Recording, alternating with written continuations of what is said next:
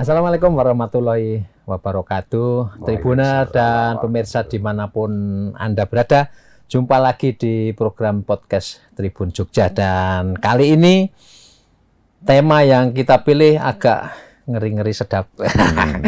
Mengurai benang kusut parkir, macet dan konektivitas kota. Dan sudah hadir bersama kita dua narasumber yang sudah sangat dikenal oleh masyarakat Yogyakarta. Yang pertama Pak Nur Subiantoro, SIKOM, Ketua Komisi C DPRD DIY. Pak Nur, apa kabar? Kabar baik, Mas Krisna. Alhamdulillah.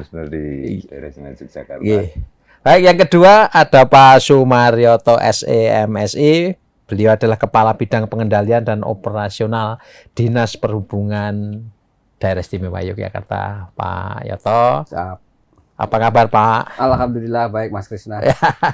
Baik, ini karena temanya ini memang agak agak menarik, bukan agak menarik ini, karena ini menyangkut soal transportasi, jalan dan lain sebagainya, dan ini menjadi bagian dari tugas tanggung jawab Komisi C dan tentu saja Dinas Perhubungan. Kita akan langsung saja ke Pak Nur Subiantoro ini. Ya, hari ini kita melihat ada volume atau kedatangan dalam jumlah besar masyarakat dari luar kota yang mengisi hari liburannya, Pak. Nah, dan tentu saja yang pasti akan mereka lihat pertama kali atau rasakan pertama kali kalau di Jogja ini kan pasti padat, gitu ya, kira-kira ya. Nah, Pak Nur, ini ya bagaimanapun ini menjadi pekerjaan rumah kita juga, karena wilayah Jogja ini sempit, kecil, sementara volumenya sedemikian banyak. Kira-kira ini secara umum dulu, Pak Nur, apa sih sebetulnya pekerjaan besar kita yang harus diselesaikan oleh pemerintah daerah di daerah istimewa Yogyakarta, Pak Nur? Silakan, Pak. Mas Krisna. Jadi kalau musim liburan seperti ini memang Jogja bukan milik kita. Jogja milik semua, itu yang pertama. Terus bahwa ini sebenarnya ini sesuatu yang rutinitas. Ya. Dari tahun ke tahun, setiap hari liburan pasti seperti ini. Oleh karena itu memang PR kita, ini era kepemimpinan saya, kita selalu diskusi dengan Pak Oyot. Ya. Akrabnya Pak Oyot. Gitu. Bagaimana kita bisa mengatasi terkait dengan transportasi di daerah istimewa Yogyakarta. Kalau kita bicara transportasi, yang ada di dalam benak kita itu adalah pertama macet, kemacetan, kemudian kecelakaan, kemudian parkir, kemudian sarana prasarana. Nah, sarana prasarana kita itu ya ini secara umum dulu kita sampaikan. Sarana prasarana kita ini kan tidak hanya semata jalan ya. Jalan ya, ini menjadi sesuatu yang mutlak. Mengenai kemantapan jalan di daerah istimewa Yogyakarta, standar ruas jalan, tapi juga ada pendukung lain yang namanya ada stasiun, ada bandara, ada terminal bis. Nah, ini memang harus kita tata betul, dan kalau kita bicara transportasi ini harus pembangunan yang berkesinambungan. Pembangunan yang harus berkesinambungan. Tidak bisa kita bangun hari ini selesai hari ini, karena akan terus untuk mengatasi terkait dengan transportasi yang ada di daerah istimewa Yogyakarta ini.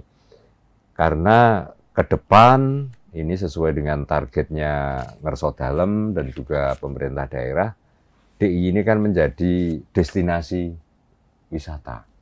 Nah, kita akan menghadapi dengan nanti masuknya tol ke daerah istimewa Yogyakarta, yang ini selalu kita bahas nih Pak Ayat ya. Lalu kita bahas dengan ada 2 pintu masuk tol ke daerah istimewa Yogyakarta. Ini tentu orang akan mengalami perubahan dalam bertransportasi. Kalau dulu mungkin dari Jakarta itu ditempuh dengan waktu yang agak jam, mungkin bisa 8 atau 9 jam. Mungkin dengan ada tol yang langsung bisa ke Jogja ini mungkin bisa ditempuh dengan hanya 5 jam. 5-6 jam ya. Kemudian yang kota dekat yang dari Semarang, Surabaya, ini tentu akan ketika orang akan berwisata ke DIY sudah tidak lagi menggunakan transportasi umum. Nah, langsung kemudian menggunakan mobil pribadi, sehingga tentu ini kepadatan ini pasti tidak bisa terhindarkan. Sekarang ada lagi kalau kita bicara fisik dulu, karena nanti kalau soal transportasinya ahlinya Pak Leyot. Pembangunan fisik kita. Di selain tol, ini kan jalur lintas selatan juga sudah mau akan dibuka. Kelok 23 ini menjadi ikonik dan jembatan Serandaan ya, Pandan Simo ya. Yang dengan anggaran 800 sekian miliar itu sekarang sudah mulai jadi, dan ketika nanti orang dari luar, karena medsos ini luar biasa kekuatannya, datang ke Jogja mau melihat itu. Nah, dengan itu sarana prasarana jalan menjadi sebuah keniscayaan. Jalan pendukung penopang ini harus lebih mantap. Terutama nanti jalan-jalan yang keluar dari ekstol pendukung, keluar dari jalan nasional akan masuk ke jalan provinsi. Nah, kesiapan jalan provinsi yang nanti untuk penopang keluar jalur tol ini yang harus kita siapkan betul.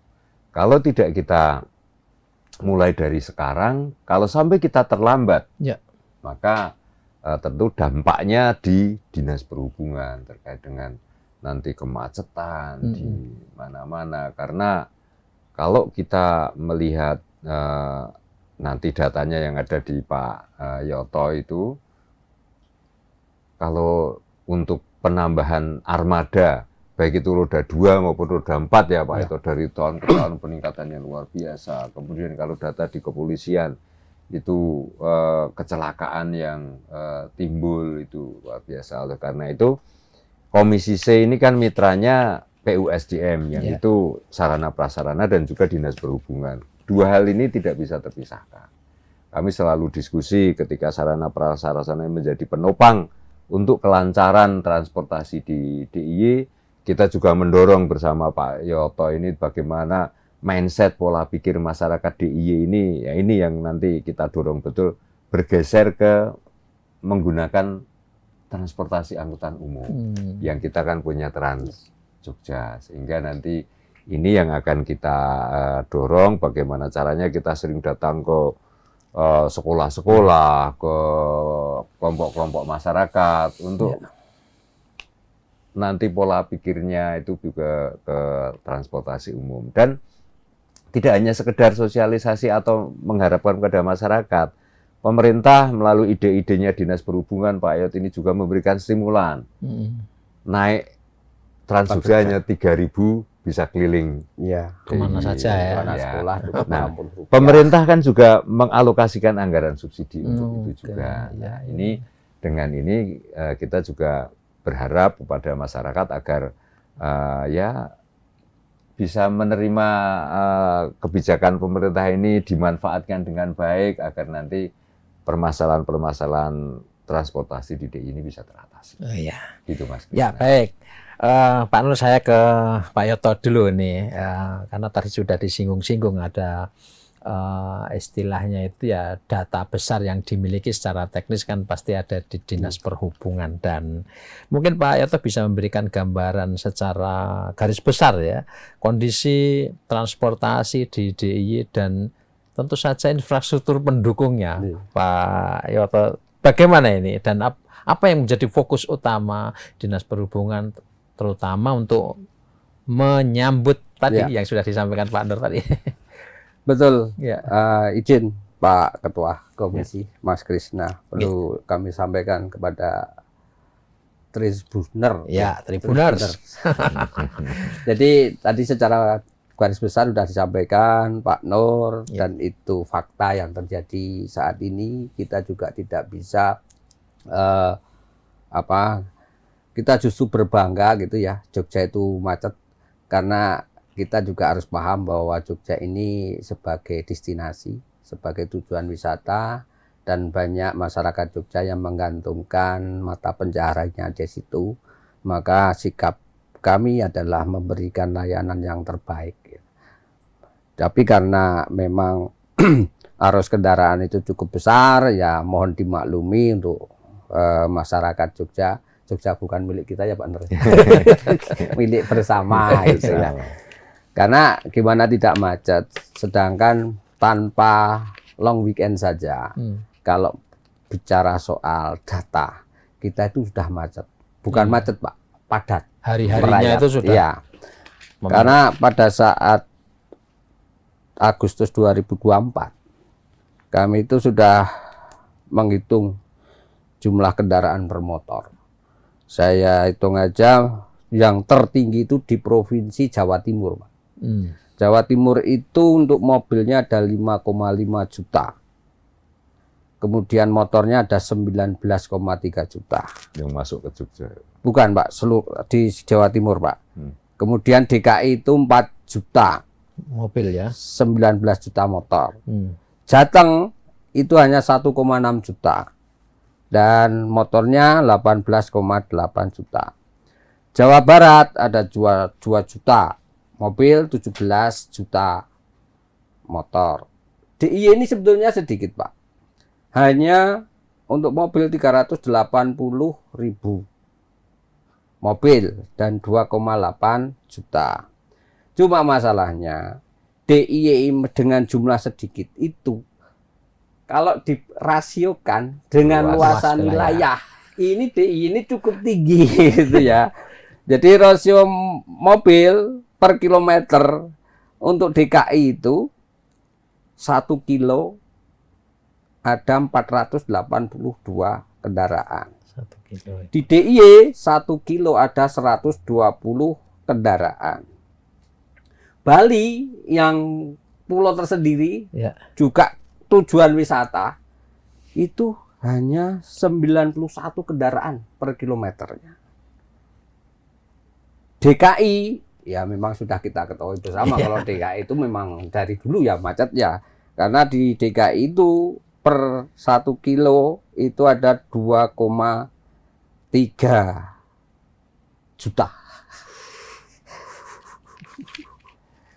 Nah, DIY ini cukup banyak kalau dibandingkan jalan panjang jalan ya. Panjang jalan itu DIY itu ada 894 kendaraan per kilometer panjang jalan.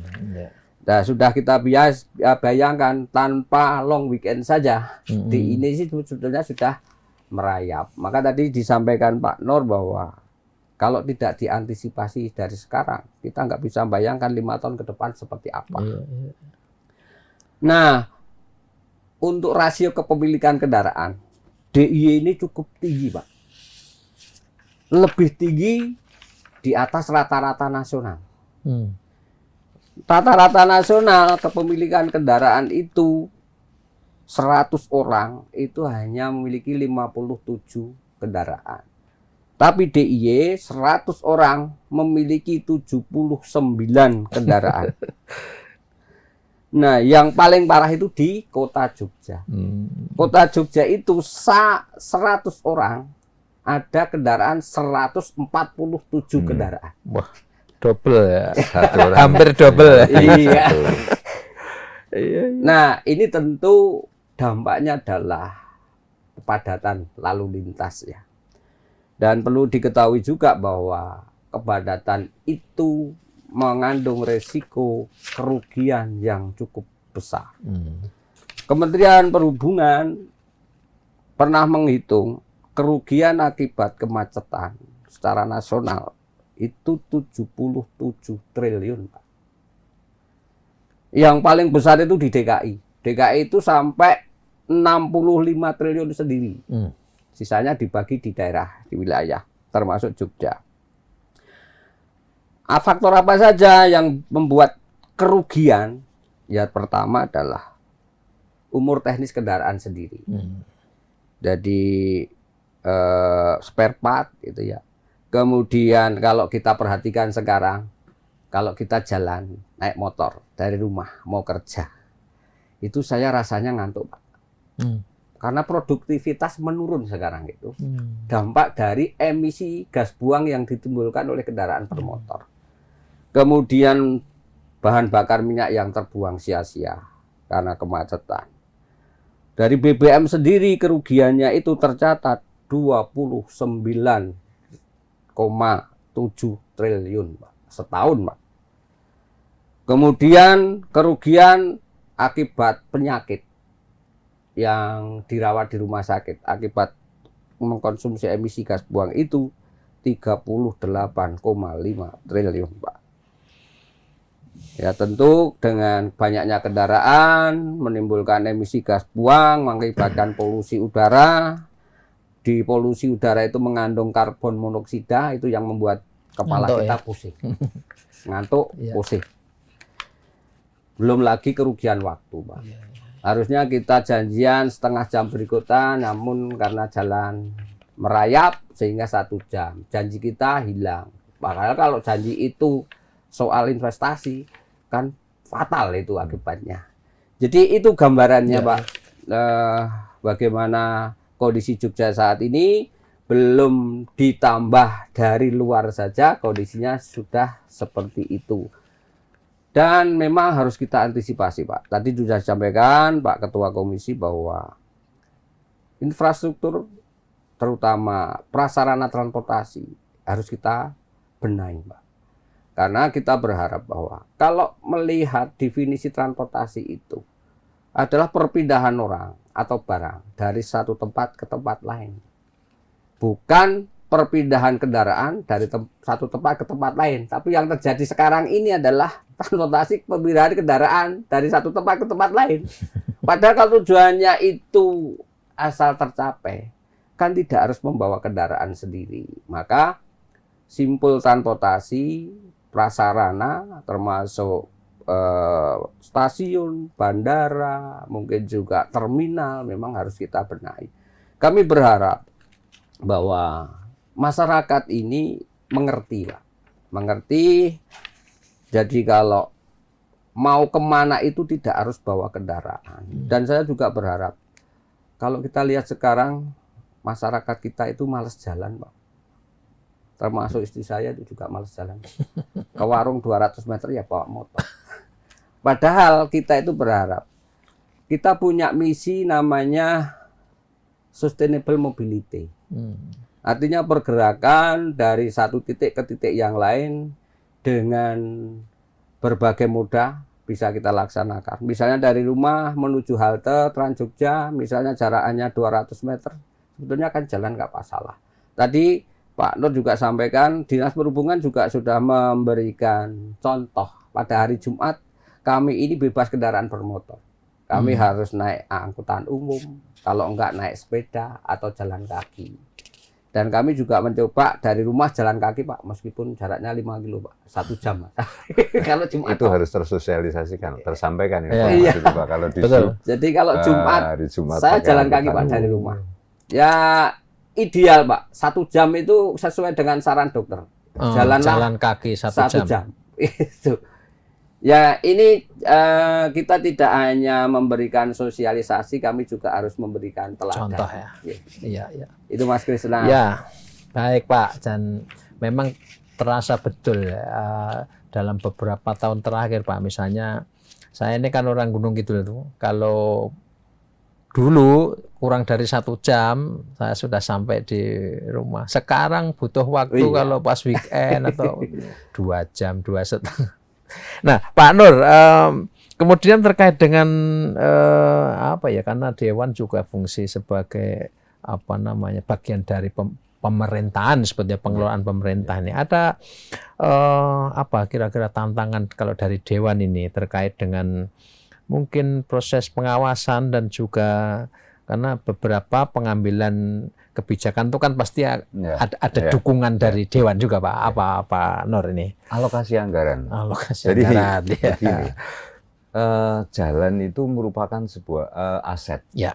Aset ya. Ya. Karena dengan jalan atau sarana prasarana jalan yang memadai, yang bagus, ini kan akan membantu nanti untuk pertumbuhan ekonomi. Ya, betul. Tadi disampaikan Pak Yoto, sebuah investasi, ya kan, investasi yang masuk. Kalau arus lalu lintas itu lancar, investasi udah masuk. Nah, kemudian juga nanti target kita ini menjadi destinasi wisata, sehingga orang datang ke sini ketika sarana prasarana jalannya itu mulus, bagus, itu kan akan menjadi daya tarik tersendiri. Nah, masalahnya sampai dengan saat ini kemampuan APBD kita itu, ya saya kan ketua komisi baru nih di periode ini. Ini ketika kita bersama OPD terkait itu kita mitra kerja, mencoba mendorong alokasi anggaran itu, tetapi nanti di pembahasan-pembahasan di tingkat TAPD itu karena keterbatasan anggaran yang akan dibagi-bagi. Nah, oleh karena itu sesuai dengan tupoksi kami, budgeting, kami baru berusaha mendorong betul agar alokasi anggaran untuk sarana prasarana di DIY ini ada tambahan tingkatnya. Karena faktanya adalah kemapanan jalan kita, sarana prasarana jalan kita ini belum 100% sekarang ini. Jadi baru 63%, masih 37% lagi jalan kita itu rusak. Baik itu rusak berat maupun yang memang perlu harus ada perawatan. Oleh karena itu kita mencoba mendorong itu agar bersinergi nanti dengan Dinas Perhubungan. Ya sudah ada beberapa langkah-langkah yang diambil, termasuk kita kemarin baru diskusi menjadian untuk nanti mana Mas Krisna ketika dari Gunung Kidul, ini nanti yang Trans Jogja yang mau mengarah ke Gunung Kidul, itu ide dari Komisi C kemarin, ide saya waktu di rapat itu, terus kemudian direspon menjadi diskusi-diskusi ke itu, karena ini bagian dari nanti untuk pembangunan, karena kan Gunung Kidul sekarang juga baru giat-giatnya wisata, sehingga tadi accessibility menyenangkan ngendikake tadi kalau kita lewat jalur Patok saja sudah padat mereka begitu, belum data di kepolisian korban-korban laka lantas itu banyak yang dari sepeda motor, karena kalau kita naik Gunung Kidul itu kendaraan kan mesti begini, tapi kalau sepeda motor suka tuh langsung nyusup gitu ya. Oleh karena itu kendalanya ya itu di nanti budgeting. Soal pengawasan menurut saya semua sudah bisa dilakukan dengan baik kok. OPD ini memang sudah ahlinya toh untuk mengatasi itu, hanya termasuk dengan bareng-bareng untuk ketika kita sudah bareng-bareng dengan OPD ini, idealnya saya ada muatan dari ketika kita ada kunjungan dalam daerah di masyarakat. Pak, jalan ini rusak, kita cek betul. Kita usulkan bareng-bareng dengan OPD, naik ke di situ, wah kepangkas ya Pak. Wah, jadi yang mangkas itu malah bukan dari kita. Nah, ini faktanya itu menjadi kendala. Oke, jadi itu termasuk ini Pak Nur ya. Kalau dulu ya saya ya lahir besar di sini, kemudian sempat merantau gitu Pak. Kalau kita lewat jalur darat itu kan kerasa bedanya gitu. Dari DIY keluar itu pasti akan beda di jalan rayanya, Pak. Nah, ya ini yang ironis. Jangan tigo. Siap. Jadi dulu memang ada opini begini. Kalau orang luar lewat DIY Jawa Tengah, Jawa Timur, Jawa Barat ini jalannya Jawa Barat gini-gini, Jawa Tengah, ketika lewat jalan halus ini pasti DIY. Nah, ini sekarang sudah ada opini baru sekarang, kalau dari jalan dari Jawa Barat, Jakarta itu halus, ketika Jawa, wah ini DIY. Nah, ini yang harus kita tanggulangi. Jangan sampai ketika itu menjadi kesan seperti itu.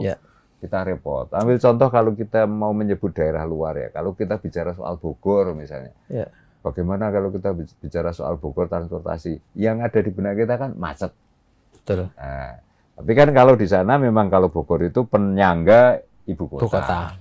Nah, kalau DIY ini kota budaya, kota pelajar, mahasiswa, diharapkan menjadi destinasi wisata. Ini kan hampir sama karakternya kalau tidak kita antisipasi dari sekarang.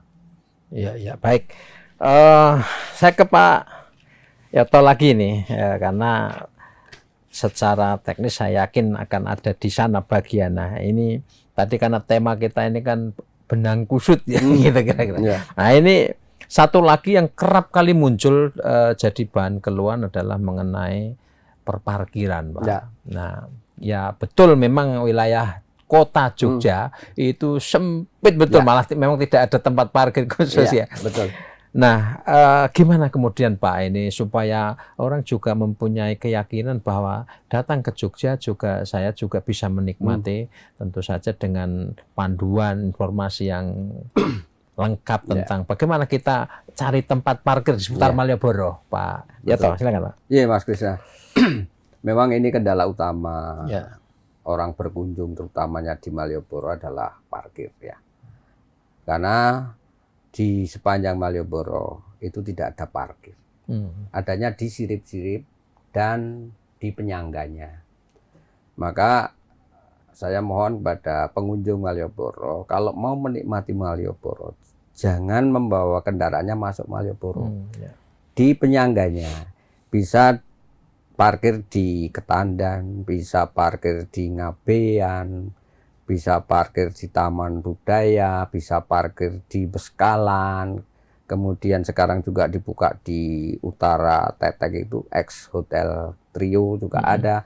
Tetapi kadang pengunjung ini menspekulasi ya, spekulasi, mbok menowo ono parkir di Malioboro, padahal sudah tidak ada. Gitu. Akhirnya orang hanya muter terus, harusnya dia hanya macetkan sekali karena belum dapat.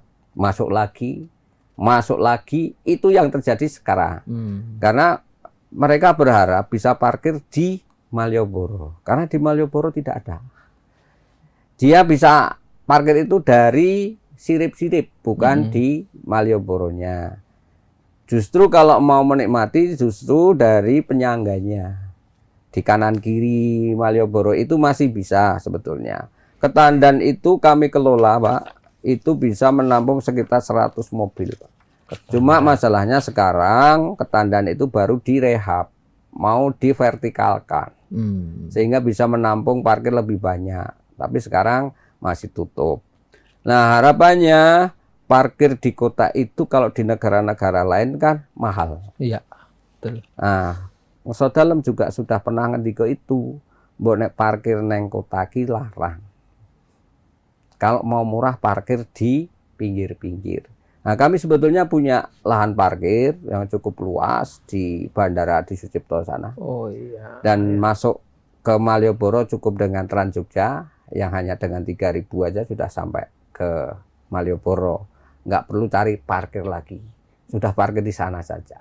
Atau kalau dari utara ya di Jombor, Terminal Jombor. Di situ juga ada bis yang masuk ke Trans Jogja masuk di Malioboro. Dari barat juga sudah ada di Ambar Ketawang. Dari selatan bisa di Giwangan. Sebetulnya kalau mau menikmati Malioboro nggak usah perlu repot-repot bermacet-macetan di kota, cukup parkir di pinggir-pinggir saja. Dan parkirnya juga relatif jauh lebih murah. Dan tarif Trans Jogjanya juga murah. Sebetulnya itu. Karena kalau di kota cari lahan parkir sudah susah. Kalau lahan parkir yang tersedia sekarang yaitu tadi titik-titiknya. Nah ini kemarin karena ada Abu Bakar Ali yang dikembalikan fungsinya sebagai ruang terbuka hijau, maka pengelola ini kan diberikan fasilitas untuk buka parkir di X Menara Kopi Kota Baru itu. Sebetulnya parkir di situ nggak jauh kok dari Malioboro. Silahkan parkir di situ, mobil tinggal di situ, jalan kaki menuju Malioboro tidak jauh. Daripada harus membawa kendaraannya masuk Malioboro nggak dapat parkir. Cukup masuk di Menara Kopi, tinggal jalan kaki. Ya. Nggak sampai 1 kilo kan Pak itu ya? Nggak pakai, paling 400 meteran. Iya ya, memang ini harus ada usaha lebih kuat lagi soal habit Pak, kebiasaan ya, untuk jalan itu loh. Betul. Kan kita kan tidak terbiasa ya. Kalau bisa itu ya parkir depan atau samping tempat yang kita tuju kan gitu ya. Nah Pak Nur ini ya kita pengen mendapatkan pandangan ya, karena bagaimanapun problem parkir lahan yang tidak ada seputar Malioboro ini realitasnya juga melahirkan kesempitan ya, dalam kesempatan dalam kesempitan, Pak. Ya. Nah, ini juga jadi perhatian banyak orang terkait dengan munculnya titik-titik parkir yang mungkin bisa dalam tanda kutip ilegal, Ya. ya parkir liar, dan kemudian dengan tarif yang dibanderol sesuka hati. Ya. Ya, kira-kira ini Pak. Nah, Ya. ini yang memang harus ditanggulangi. Iya, iya. Kalau itu kami punya tupoksi kami untuk pengawasan, Ya. ya nanti disub agar itu bisa ditertibkan. Karena itu sangat mencederai. Kan kita pernah dulu itu ada muncul di medsos orang Iya, mana Pak. itu ketika ini Posting kan, ya. ngeri. Jadi kita sangat senang didatangi dari saudara-saudara kita dari luar Dari daerah. mana-mana. Oke, sangat senang. Welcome, silahkan. Tadi sudah kita sampaikan bahwa Jogja ini bukan milik orang Jogja, milik bersama. Tetapi dengan masuknya saudara-saudara kita dari luar, ya kami berharap oknum pelaku parkir ini liar ini ya jangan sampai. Saya aja kena kemarin. Jadi saya dari kantor mau mampir beli apa itu parkir itu diminta 20.000. Cuman wah ini ya memang ini masukan dari Mas Krisna dan menjadi catatan kita bersama Pak Eto, agar nanti artinya kalau tadi disampaikan parkir di kota ini mestinya mahal tapi yang legal. Artinya kan mahal diikuti dengan sarana prasarana yang memadai ketika parkir. Nanti kalau dibikin vertikal atau apa di situ memang nyaman. Nah, kalau itu kan sudah semrawut liar, malah bikin mestinya ada rambu-rambu yang di situ tidak boleh berhenti apalagi untuk parkir. Dipakai untuk parkir ya. Kadang-kadang itu yang menjadi kemacetan kita. Ya, ini langsung ke Pak Yoto karena ini memang wilayah teknisnya ada di sana. Ya, contohnya aja Pak yang paling jelas itu kan di sekitaran Stasiun Tugu Pak ya. Itu kan sudah ada rambu yang jelas, tidak boleh parkir sepanjang jalan. Tapi ya kita sering kali melihat di situ. Dan itu jadi sumber kemacetan kalau pas kayak menurunkan penumpang di luar. Iya Pak Yoto, gimana ini? Iya, makanya tadi saya sampaikan bahwa kalau bisa saya mohon bantuan dari Pak Ketua Komisi C, kebetulan beliau juga punya akses ke pusat gitu ya. Saya berharap beban Stasiun Tugu itu bisa dikurangi, bisa diurai. Bisa diurai sampai Maguwo sehingga konsentrasinya tidak di sana semua, karena kita juga melihat bahwa sepanjang Jalan Pasar Kembang itu kita sudah pasang marka biku-biku, masih kurang kita pasang water barrier, juga masih orang maksa parkir di situ. Masalahnya parkir di sana itu begitu kita bawa kendaraan diarahkan parkir di sana langsung dimintai uang. Nah, oknum itu langsung pergi. Nah, pada saat petugas kami ngusir udah nggak ada orangnya. Akhirnya ya mohon maaf sedikit saya kurangi anginnya. Saya tempel stikernya. Iya. Ya itu upaya kami. Sebetulnya ini tidak hanya di situ Pak, di Ketandan juga demikian. Karena sementara ini Ketandan kami tutup, tidak fungsikan, parkirnya di badan jalan. Kemarin kami dapat protes para penghuni yang di sekitar Ketandan nggak bisa keluar karena pagarnya tertutup oleh aktivitas parkir. Dan yang melakukan itu oknum-oknumnya itu nggak jelas Pak. Ya dia asal ada mau kendaraan mau parkir udah taruh di situ, minta uang, dia pergi. Mungkin bisa kerjasama dengan Polantas untuk ada semacam punishment juga. Bagi pelaku-pelaku yang melanggar. Gitu. Ada tindakan lebih tegas lagi gitu kali ya, kira-kira ya. Kalau kami paling hanya kami kurangi anginnya, tidak kempes, bisa jalan. Saya tempel stiker biasanya. PR Pak, nanti mungkin dibuat regulasinya, mungkin dibikin perda. Ya ini juga kesempatan kita untuk memberitahu tamu-tamu yang mau ke sini kan Pak. Betul ya. Jadi ya, realita kita seperti ini di Jogja, sempit, lahan terbatas untuk parkir, sehingga mungkin juga tamu-tamu kita yang harus bijak untuk memilih ya. Oke, baik. Saya masih ke Pak Yoto lagi ya, karena tadi juga bagaimana untuk mengantisipasi ini kan ada pilihan-pilihan yang areanya itu tidak hanya di dalam kota Iya. Jogja, kantong parkir Sleman, Iya. Sleman ada di Jombor, ada di Iya. Bandar. Ini soal sinergitas atau koordinasi, apakah ada hambatan Pak dengan daerah penyangga kota Ya, Jogja? kalau dengan daerah, kebetulan yang saya sebutkan tadi ya kami kelola sendiri. Dari di Jombor kami kelola, di Bandara kami kelola, di Ambar Ketawang kami yang kelola. Kemudian kalau di Giwangan ini kan punyanya pusat ya. Tipe A ya. Tipe A, dan itu kan dulu sudah ada pembagian. Jadi konsepnya itu separuh untuk fungsi terminal, yang separuh akan dikembangkan sebagai parkir bis pariwisata. Nah, nanti bis pariwisata itu nggak boleh masuk Malioboro, hanya bisa drop off, kemudian bis parkirnya di Giwangan. Kalau nggak di Giwangan, di Bandara Adi Sucipto. Nanti karena beban Malioboro itu sudah nggak ada space untuk parkir bis. Paling nanti memfasilitasi drop off di hotel. Kemudian parkirnya bisa di Giwangan, bisa di Bandara Adi Sucipto. Nah, maka nanti kita harus menambah frekuensi shuttle busnya dari bandara ataupun dari Giwangan. Sebetulnya kalau dari Giwangan ini nanti shuttle kan dibebankan oleh Dinas Perhubungan Kota Yogyakarta, karena itu yang dilayani dari kota ke kota. Nanti harapannya shuttle ini bisa difasilitasi oleh teman-teman dari Pemda Kota Yogyakarta. Karena nanti parkir itu yang ngelola juga Pemda Kota Yogyakarta. Jadi Pak Gubernur berharap bahwa aktivitas UMKM itu tidak terfokus di Malioboro, bisa di Giwangan juga. Bahkan beliau sempat mengendiko di XTHR juga.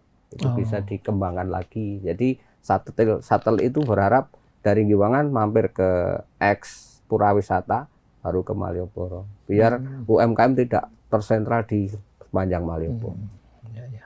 Oke, baik. Saya ke Pak Nur ini sekaligus juga barangkali menjadi catatan penutup Pak Nur ini terkait dengan pembangunan infrastruktur jalan dan pendukung transportasi di Jogja ini kira-kira seperti apa ke depannya. Tadi memang sudah disinggung bahwa kita harus menghadapi selesainya proyek tol yang nanti akan membuka dua jalan sekaligus dari timur, dari arah Solo dan dari Semarang, yang itu saya kira-kira ya akan menimbulkan lonjakan orang, pasti itu Pak, kita sudah bisa menebak. Nah, ini sekaligus untuk catatan penutup diskusi kita, Pak Nur, silakan Pak Nur. Jadi pembangunan yang terencana, pembangunan yang sustainable, jadi ketika kita merencanakan sekarang ini untuk 5 atau 10 tahun yang akan datang.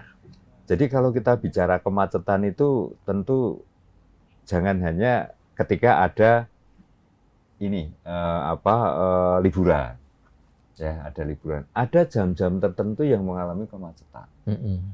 Kita belajar dari melihat adanya ring road di DIY ini. Ketika saat pembangunan ring road pertama itu, jalan masih slow. Tapi justru sekarang ini ring road itu sumber macet.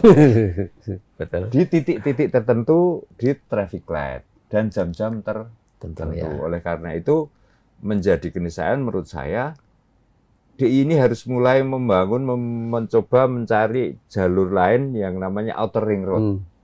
Menurut saya ke depan harus ini Pak. Dulu adanya ring road itu agar jangan sampai mobil terlalu padat masuk di dalam kota. Sekarang ring roadnya sudah penuh agar nanti ada outer ring road. Kemudian pembangunan juga sekarang jam-jam tertentu, jam-jam sekolah, jam-jam orang mau kerja, ada beberapa titik yang macet. Kalau di sisi utara seperti jalan Kaliurang, jalan Magelang sudah ada jembatan layangnya. Mungkin daerah-daerah lain yang sekarang ambil saja kalau jangan lewati ke Tandan itu sudah kalau pagi panjangnya, betul Pak, mengurainya. Jalan-jalan Bantul ini juga sudah mulai harus ada pemikiran ke arah itu. Pemerintah DIY agar nanti mulai terurai. Ya sekarang jalan Kaliurang sudah lumayan terurai. Betul, ada bawah ini kita Pak akan ya. melihat fakta itu. Ya. Jadi menurut saya dua hal itu harus menjadi pemikiran kita. Itu kalau yang sarana prasarananya. Jadi titik-titik tertentu harus. Kemudian jalan Gudean juga Pak. Ya. Teknologi ATCS. sudah ATCS, diterapkan ya Pak sudah. ya. Jadi kalau lampu traffic light itu ketika melihat kendaraan kepanjangnya mungkin secara otomatis hijaunya lebih lama. Ini sudah. Tetapi ya itu belum mampu mengatasi. Terus yang kedua saya tadi soal Trans Jogja atau apa, saya rontodo pemikiran. Mungkin suatu ketika nanti mungkin 2 atau 3 tahun atau Trans Jogja itu punya jalur tersendiri juga. Busway kayak di Jakarta. Idealnya begitu. Nah, sehingga orang ada pilihan kan. Sekarang transportasi umum kita itu sudah pelayanannya bagus. Ya ber-AC ini. Tapi waktunya belum bisa memperpendek waktu. Ketika macet ya jadi korban kemacetan ya, sama aja. Padahal yang kita ingin hindari kan itu. Ini mungkin menjadi pemikiran ke depan. Itu. Iya. Baik, Pak Yoto, terakhir ya tadi sekaligus juga menjadi catatan penutup diskusi kita, Pak.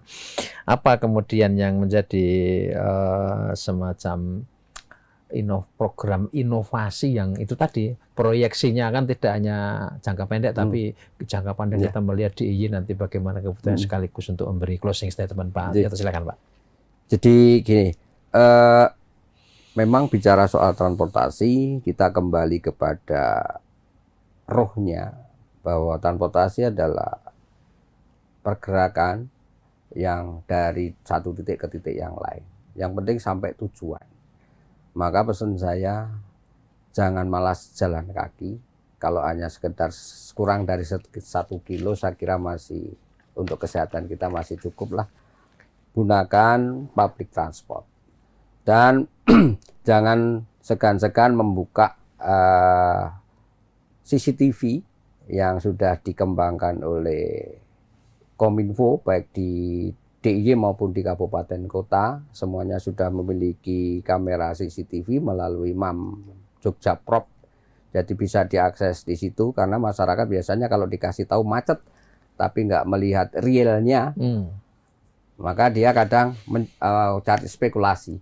Tapi kalau lihat CCTV di MAM Jogja, melihat titik misalnya Malioboro kondisinya seperti apa saat ini real time, oh macet beneran. Jadi jangan sungkan-sungkan, itu nggak usah download, itu di website, tinggal klik MAM Jogja Prop, nanti keluar beberapa ratus titik CCTV, tinggal klik, dipilih mana saja, sampai di pantai-pantai, objek wisata yang lain, sudah masuk di situ. Jadi jangan malas jalan kaki untuk kesehatan kita, gunakan public transport. Kalau memang harus membawa kendaraan sendiri, ya cek di CCTV, cari tempat parkir yang memang sudah legal, tarifnya sudah jelas, dan jangan membawa kendaraan masuk di Malioboro, cukup di penyangganya saja. Itu Pak Yoto. Ya, terima kasih Pak Nur dan Pak Yoto sudah memberikan banyak insight kepada kita dan tentu saja kepada khalayak ramai masyarakat yang barangkali selalu merindukan main ke Jogja. Ya, jadi kalau kemudian di sini menghadapi situasi yang mungkin kurang menyenangkan ya karena memang realitas kita seperti itu, dan ini tadi sudah disampaikan pesan-pesan bahwa Anda punya pilihan-pilihan menikmati Malioboro tanpa harus mencari tempat parkir di dekat lokasi, dan itu disediakan di banyak tempat. Saya kira itu yang bisa disampaikan Pak Yoto, Pak Nur. Terima kasih sekali lagi untuk waktunya. Dan Tribuner serta pemirsa dimanapun Anda berada, demikian bincang kita di podcast Tribun Jogja. Tentu ini tidak akan menyelesaikan semua persoalan, tapi paling tidak akan memberikan pengetahuan, informasi kepada Anda semua. Tetap datang ke Jogja dengan segala lika-likunya, dengan segala seni budayanya dan segala mungkin problematikanya. Terima kasih untuk perhatian Anda. Sampai jumpa di podcast Tribun Jogja berikutnya, tentu dengan tema yang lebih menarik dan narasumber lain yang juga lebih seru. Terima kasih, sampai jumpa. Wassalamualaikum warahmatullahi wabarakatuh. Waalaikumsalam.